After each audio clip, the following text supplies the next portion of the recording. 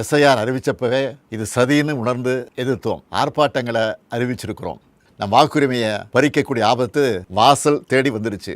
அனைவரும் ஒன்றிணைந்து செயல்பட்டு விழிப்போடு இருந்து தமிழ்நாட்டில் ஜனநாயகம் படுகொலை செய்யப்படாம பாதுகாப்போம். எஸ்ஐஆரின் சதி வேலையில சிக்காம நம்ம வாக்குரிமையை நிலைநாட்டுவோம். இந்த எஸ்ஐஆர்ங்கிறது ஒரு சூழ்ச்சி. இதில் நம்ம அமுட்டுக்க கூடாது.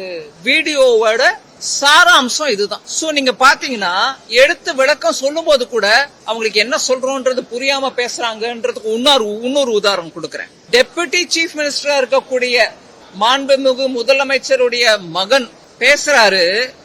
எஸ்ஐஆர்ன்றதை என்னன்னு அவருக்கு தெரியல. மன்னிச்சுக்காங்க, நான் தப்பா சொல்றேன். அவர் என்ன சொன்னாரு? ஸ்பெஷல் இன்டென்சிவ் ரிவிஷன் சொல்லலைங்க, ஸ்பெஷல் இன்டென்சிவ் ரெஸ்ட்ரிக்ஷன் அப்படிங்கிறாரு. ரிவிஷனுங்க, ஓட் லிஸ்ட் ரிவைஸ் பண்றது ஒவ்வொரு தேர்தலுக்கு முன்னாடியும் அதை மாத்துவாங்க. இறந்தவங்க பேரை எடுத்துருவாங்க.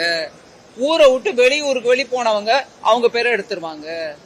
இல்ல வேற ஊர்ல இருந்து வந்து இங்க ஒரு 10 வருஷமா இருக்கும், ஆனா இங்க பேரே இல்லைங்க ஓட் லிஸ்ட்ங்கிறவங்க பேரை ஆட் பண்ணுவாங்க.